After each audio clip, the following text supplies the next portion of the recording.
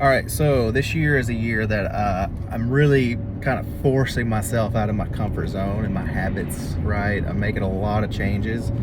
I've kind of talked about it in some ways, but other ways I haven't. But, I got back into fertilization and weed control this year after not doing it for so long, and that's been a big change. But we're also doing that to a degree that's like, hey, if we're doing it, we are doing it right. The only thing left for me to do is next year. I think I'm gonna go ahead and pick up a proper truck for that.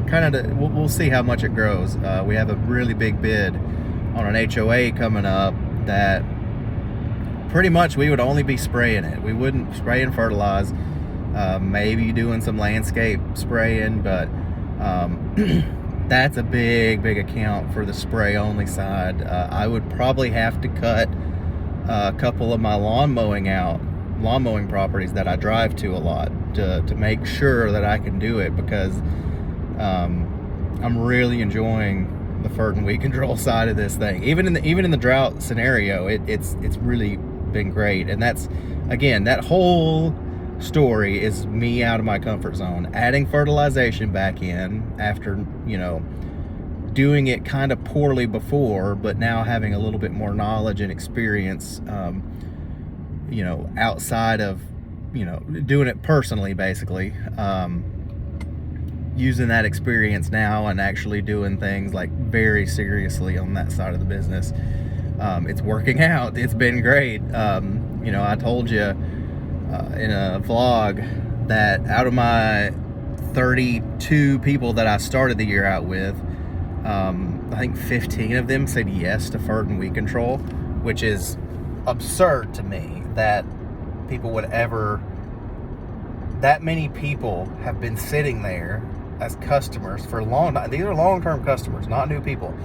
And that many people have been sitting there with an extra, $300, $400, $500, $600, depending on the yard, per year.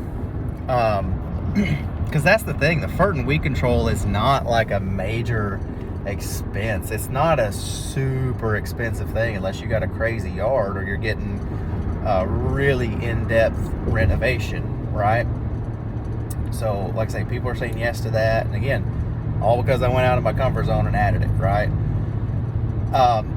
But beyond that, I've kind of set a goal for myself like a month ago, like start asking people for extra work.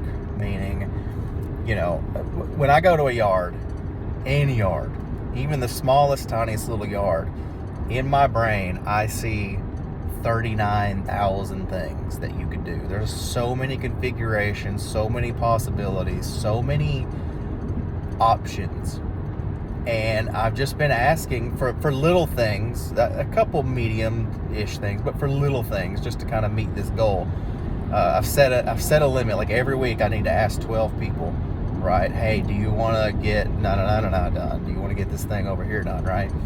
And a crazy, again, to me, an insane amount of these asked are getting yes. Most of the things that I'm asking about are getting a yes. And listen, this is nothing new. This is upselling. I'm not trying to act like I found something. I'm just having a discussion about me getting out of my comfort zone, right? And maybe it'll help someone out there, right? But I'm stunned because in the last 4 weeks that I've been doing this, I've had 2 no's and I have 1 maybe this week, right? Where I said, hey, do you want to get fertilization and aeration done? Now's the time. She's like, yeah, maybe, we'll see. And I haven't heard from her yet. But all the others that I'm asking, like all these little tiny little, 60, 80, 120. I had one, it was literally, so here's a couple examples. There was one where I've got a yard that was almost a square, but it had one little part of the wood line that like jutted out. And it wasn't much at all. It was just a little bit of overgrowth from the woods, but it kept that yard from being a perfect like square shaped yard. So the stripes had one little jut out there where the woods were going, right? So I walked up to her because again, 4 years I've been there, So I went to the lady and I said, hey, I've been looking at this, and like if I cut this back, I could till out some of these smaller stumps. It's not much to cut. And then I could till out these smaller stumps a little bit and then put down some grass seed, and like your yard would be like a perfect square instead of having that one kind of odd stripe there at the ends. It would probably look a little bit cleaner. If you want to try that, a couple $100. It's not a big thing to do, but I just figured it'd be a little improvement. She's like, that actually makes total sense. And I'm sitting here like, it does? Because I've been looking at this little jut out of the woods, hating it personally for years. And all I had to do was go, hey, here's what I'm thinking.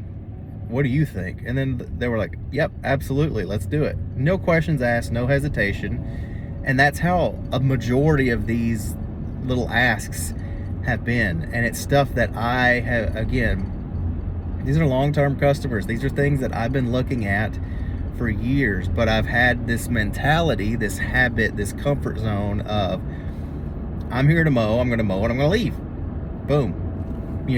And now we're actually asking these questions. There was another one, they've had a dead patch in their yard for the last 3 years. And I said, what do you think about me tilling this patch, bringing in a good bit of dirt? I'm going to make sure it's not your septic tank or something like that first. Or do you know if there's anything? But okay, no. Well, let me till it up and just bring in some dirt and some decent grass seed. Let's see if we can just get this patch to actually grow, and it'll look better. I mean, if you want, it's like $60, $80. Oh yeah, that actually sounds really good. I've always wondered what that was, and I've seen on TikTok where these guys dig out rocks, and I just assumed it was a rock or something. I was like, well, I'm not digging out a rock, but if I can get it fixed, I'll do that. But again, just crazy. Like it's a dead patch, and I made $80, using a combi tiller attachment and that I've had for ages, and I put in a little bag of dirt, mixed it all up, put the grass seed down, and it's filling in. And that made me $80 in about 30 minutes. Like stupid, like crazy little things that have always been there, that I've always thought about. And yeah, again, it's nothing special, it's nothing crazy, but again, I'm hoping that maybe some of you guys would hear this and think, get out of your comfort zone. Because another thing about this comfort zone topic is, part of the reason why I didn't ask those things in the past was like, I don't want this person to think I'm being salesy. I don't want this person to think I'm just trying to get more money. What if I can't actually get it done? What if I don't actually have the time to get this task completed?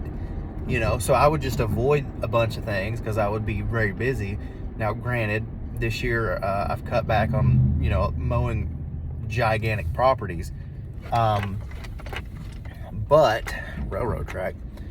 But now that I have quite a bit of extra time, these little bits and pieces have far replaced these couple lawns that I lost. And not only mentioning that, but new customers.